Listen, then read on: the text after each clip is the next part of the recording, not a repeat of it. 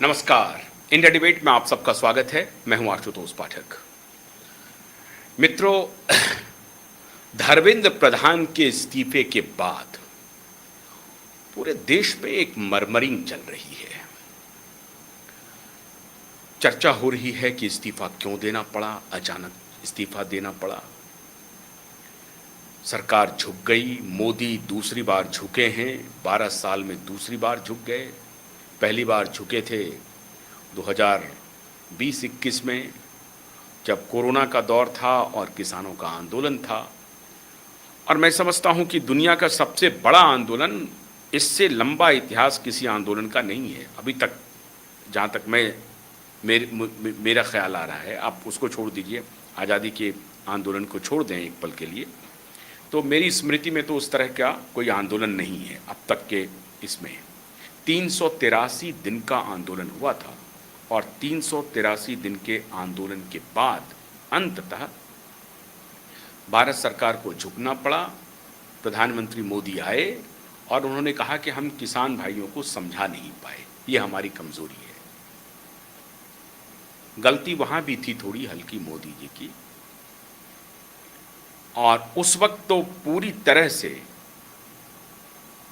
पता नहीं मोदी जी किस लाइन पे चल रहे थे, अब उस पर विषय नहीं है। विषय है कि मोदी जी ने स्वीकार किया कि हम किसानों को समझा नहीं पाए, किसान भाइयों को समझा नहीं पाए। और उसके बाद ये दूसरी घटना है। देखिए, एक बात मान के चलिए, वो आंदोलन भी जो था वो मूलतः पूरे भारत के किसानों का नहीं था। किसानों की जो आपत्ति थी वो कुछ हद तक जायज़ थी, लेकिन उसको भी लीड कर रहा था जो आढ़तिये वगैरह थे, उसको लीड कर रहे थे।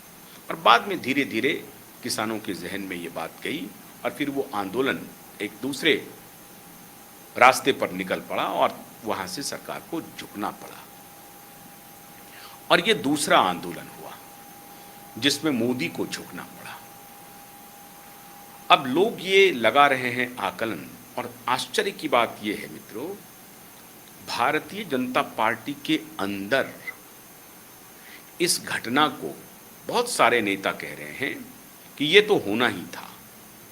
मोदी एक अहंकारी रास्ते पर निकल चुके हैं, मोदी किसी की बात सुनते नहीं हैं, मोदी को जो मन में आता है वो करते जा रहे हैं। तो आखिरकार तो ये होना ही था। ये बीजेपी के अंदर नेताओं की चर्चा हो रही है। अंदर नेता अपनी प्रतिक्रिया दबी छुपी जुबान में दे रहे हैं। बहुत सारे नेता हैं जो कह रहे हैं कि ये तो होना ही था, ये तो अवश्यंभावी था, it was writing on the wall, हम लोग पढ़ रहे थे। खैर, बीजेपी के अंदर रिवोल्ट नहीं हुआ, बीजेपी के बाहर रिवोल्ट हो गया और दूसरी दफा मोदी झुक गए। मित्रों, लेकिन मामला ये नहीं है। मामला बेहद खतरनाक है, बेहद गंभीर है और खतरा बिल्कुल भी टला नहीं है। भारत सरकार की सारी खुफिया एजेंसियों के अभी तत्काल एक प्रकार से कह सकते हैं कि होश उड़े हुए हैं। संपूर्ण रिजीम परिवर्तन की स्क्रिप्ट लिख दी गई है, पूरी पटकथा लिखी जा चुकी है। ये रिजीम परिवर्तन के नीचे कुछ भी स्वीकार नहीं है इन्हें। आप अगर ये सोच रहे हैं कि ये नीट पेपर लीक का मामला था या सीबीएसई के एग्ज़ाम में जो गड़बड़ियां हो रही थी उसका मामला था, तो आप गलतफहमी में हैं। वो तो एक आधार है, वो तो एक ट्रिगर पॉइंट है।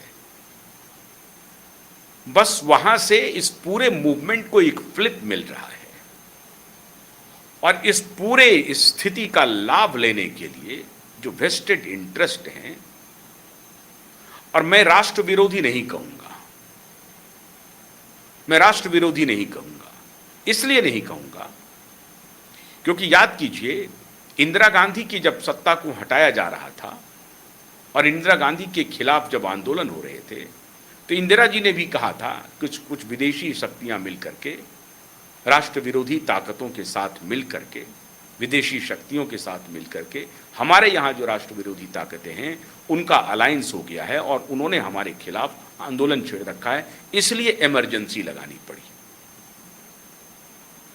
तो उस वक्त इंदिरा गांधी कह रही थी, आज की सरकार कह रही है कि ऐसी स्थिति है, लेकिन तब भी इंदिरा गांधी बहुत मायनों में सच थी, बहुत मायनों में। लेकिन इंदिरा गांधी का जो कृतित्व था वो इस नैरेटिव से ढका नहीं जा रहा था कि नहीं, राष्ट्र विरोधी शक्तियां इकट्ठा हो गई हैं जो विदेशी शक्तियों के साथ मिलकर के हमें हटाना चाहती हैं, इसलिए हमने इमरजेंसी लागू कर दिया।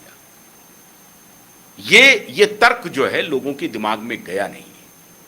75 में इमरजेंसी लगी, 77 में चुनाव हुए और इंदिरा गांधी का सूपड़ा साफ हो गया।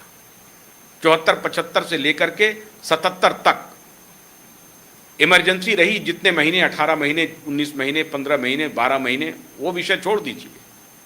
विषय है कि उसके बाद जो चुनाव हुआ उस चुनाव में इंदिरा गांधी का सूपड़ा साफ हो गया। ये कोई नई बात नहीं है जो मैं बता रहा हूं, आप सबको मालूम है।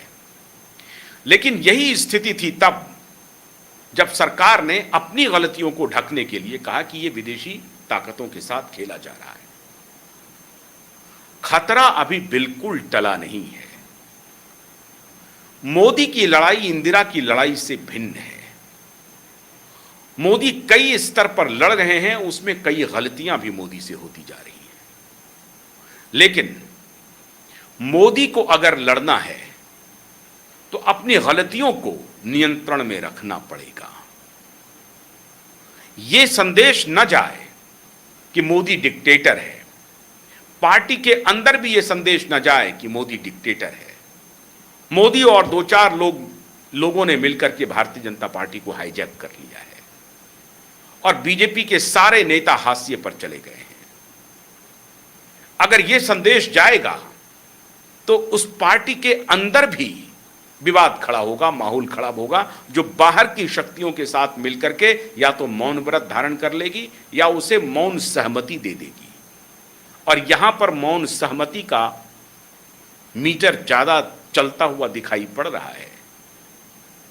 तो मोदी से जो कुछ गलतियां हुई हैं, मोदी को कोर्स करेक्शन करना पड़ेगा। मोदी को यह बताना पड़ेगा कि भाई आपने किसको क्यों, कब क्यों हटाया, किसको क्यों, कब लाया। अब आप ये नहीं कह सकते हैं कि नहीं, हमने 4 लोगों ने मिलकर के फैसले ले लिए और वही सही है।